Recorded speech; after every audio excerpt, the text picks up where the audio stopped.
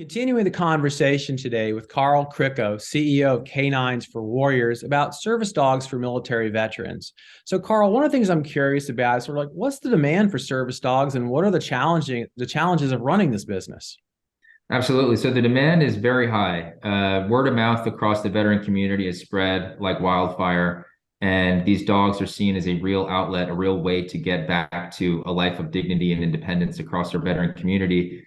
And because of that, just recently we had a wait list that stretched out to 4 years.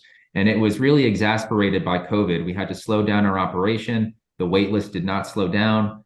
And we had to think quickly of how to tackle that wait list and get it down as quickly as possible. And the way we did that was we prioritized a capital campaign to build the mega kennel.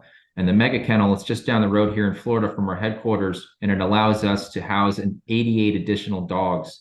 So what that did was increase our capacity, get our dogs in, get more dogs in, get more dogs trained. And we were able to cut that wait list down from 4 years to 2 years in just a matter of months.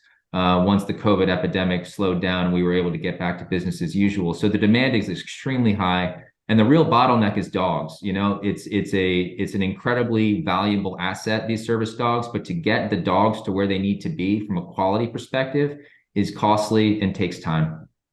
And I know we've talked about the benefits this brings veterans. Tell me about some of the ailments and symptoms, that they have that this really helps with.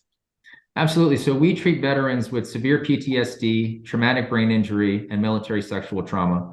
All of these ailments create a hypervigilance across our veteran community. A lot of these individuals isolate heavily. They don't leave their house. They feel very unsafe when they're outside of their environment and they don't have control over what's in front of them. So they avoid the public, very much so. So they are not really being, productive citizens. And what these dogs allow them to do is force them to get out of the house, very simply, having to walk their dog.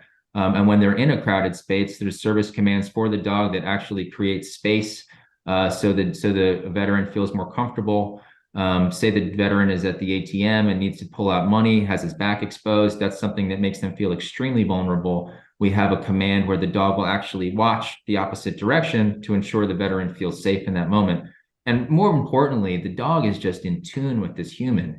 When that human starts feeling anxious, starts getting uncomfortable, that dog will just start loving on that veteran, and that'll reduce those anxiety symptoms pretty dramatically. So it's just profound. We're really tapping into, years and years of evolution between a dog and a human and utilizing it to help these men and women who served our country.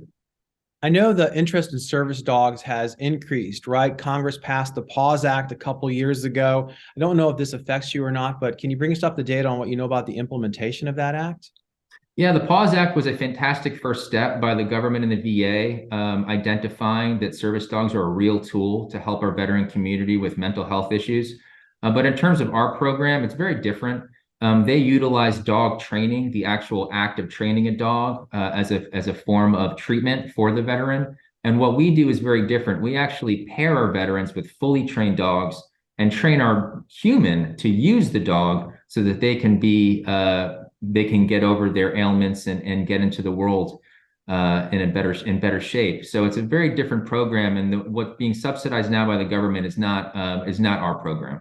But it is a great first step and a great indication of where things are heading.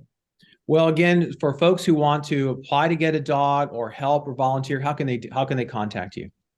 So our website is a fantastic resource to learn a lot more about what we do, the impact we've had, and more importantly, hear from veterans themselves, hear their veteran stories.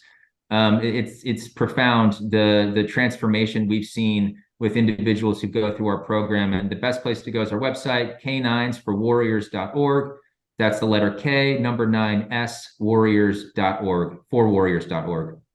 Thank you, Carl. Thank you very much.